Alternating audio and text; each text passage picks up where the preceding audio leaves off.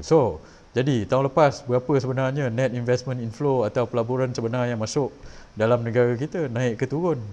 Semalam Perdana Menteri Anwar Ibrahim, dia dengan bangganya mengatakan bahawa kita telah dapat pelaburan yang dilulus yang terbesar dalam sejarah Malaysia, tuan-tuan, iaitu 329 bilion, dia kata. Dan sejak semalam sampai hari ini, media-media pun telah melaporkan lah, dan pihak kerajaan pun telah menggembar-gemburkan perkara ini.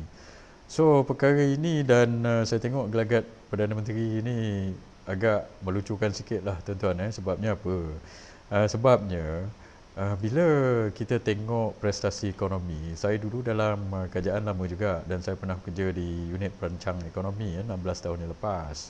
Bila kita tengok prestasi pelaburan, kita tak tengok sangat pelaburan yang dilulus ini, atau ia bukanlah merupakan indikasi ataupun indikator atau penunjuk arah yang utama lah. Yang kita tengok benda lain, yang kita tengok actual investment inflow atau actual FDI inflow atau aliran masuk pelaburan yang betul, yang sebenar, bukannya yang dilulus. Sebab apa? Sebab setiap tahun memang banyak aja pelaburan yang kita proses dan dilulus. Ada permohonan daripada orang itu, orang ini, dan kita tengok dan kita luluskanlah. Dan permohonan ini tiap-tiap tahun memang beratus-ratus bilion pun. Dan kerajaan sebelum ini pun pada tahun 2022, tak salah saya, mereka pun umum pelaburan yang dilulus terbesar dalam sejarah pada ketika itu, 306 bilion, tak salah saya, azmin umum. Cuma masalahnya, mana pergi duit-duit ini? Kalau betul ada pelaburan 329 bilion ini, seperti yang Anwar Ibrahim kata berlaku pada tahun lepas, mana pergi duitnya ini? 329 bilion dilulus, kalau masuk ini, sepatutnya mereka ni semua dah beli ringgit. Bila mereka beli ringgit dengan puluh-puluh ratus-ratus bilion ini, patut ringgit tak terempas macam ni sampai terburuk dalam sejarah, tuan-tuan. Ringgit, kita akan nampak ringgit akan kembali mengukuh. Tapi ini tak berlaku. So, apa yang sebenarnya berlaku? Yang sebenarnya berlaku begini, pelabur masih tak yakin. Sebab pelaburan yang diumum oleh Anwar Ibrahim tu yang diluluskan saja. Yang dilulus ni tak semestinya yang dilaksana, tuan-tuan. Sebab mereka minta kelulusan. Sebab apa mereka minta kelulusan awal? Biasalah, macam kita ada tanah, kita nak buat rumah. Bila kita nak buat rumah, ia akan, kelulusan ini memakan masa. So kita minta kelulusan dulu daripada Majlis Perbandaran. Tapi sama ada kita nak buat rumah atau nak membina rumah itu, nak keluarkan duit itu bergantung pada keadaan ekonomi. Kalau ekonomi bagus, kita teruskan. Kalau ekonomi tak bagus atau kita tak yakin, kita tak teruskan. Samalah juga dengan pelabur-pelabur ini. So mereka minta dulu kelulusan. Lepas itu kalau mereka tak yakin, dia tak masukkan. Sebab itu daripada 329 bilion yang telah diumumkan diluluskan oleh Anwar Ibrahim atau kerajaan pada tahun lepas, kita pun nak tanya berapa yang sebenarnya yang masuk ini, adakah masuk atau tidak. Kalau masuk, mestilah ringgit telah mengukuh. So jawapannya, dia tak masuk. Atau kita tak tahu bila dia nak masuk, atau sama ada dia janji ataupun jadi ke tidak nak masuk. So daripada indikasi ringgit yang kita tahu, tak adalah banyak bilion-bilion atau ratus bilion yang masuk. Sebab itu ringgit sekarang ni teruk pada kadar 4.8 ringgit per US dollar. Sebabnya pelabur tak masuk lah, tuan-tuan.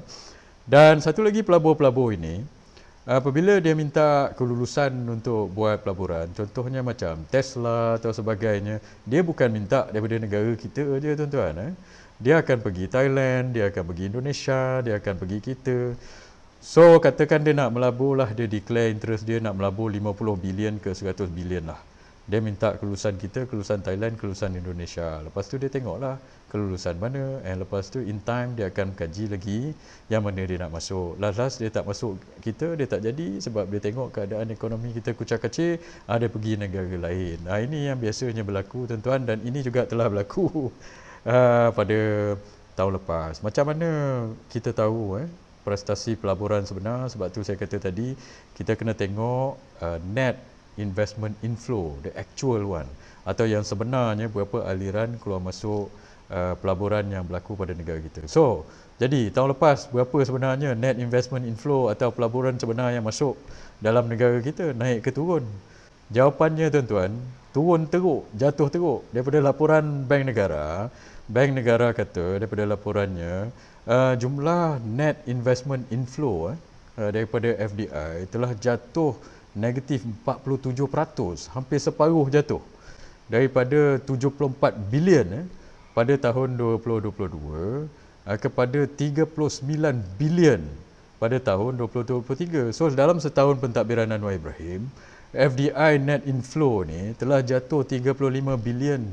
Itu yang sebenarnya. Maksudnya pelabur-pelabur masih tak nak masuk dan mereka masih pegang duit mereka walaupun kelulusan itu telah mereka dapat. Ini prestasi sebenar. Bukannya yang dilulus ini. Dilulus ini saya ingat negara lain pun lulus ratus-ratus bilion. Kita lulus 100 bilion, Thailand lulus 100 bilion, Indonesia lulus 100 bilion. So bergantung pada pelabur tu bila time yang bersesuaian dia nak pergi mana. So sekarang ni dia tak nak masuk Malaysia. So apa benda yang Anwar Ibrahim ni nak bangga-bangga saya pun tak tahulah. Mungkin dia tengah terdesak tuan-tuan. So dia cakap je lah apa benda yang ada pun. Tapi saya tak tahulah dia nak spin ataupun apa benda yang dia nak buat ini tuan-tuan.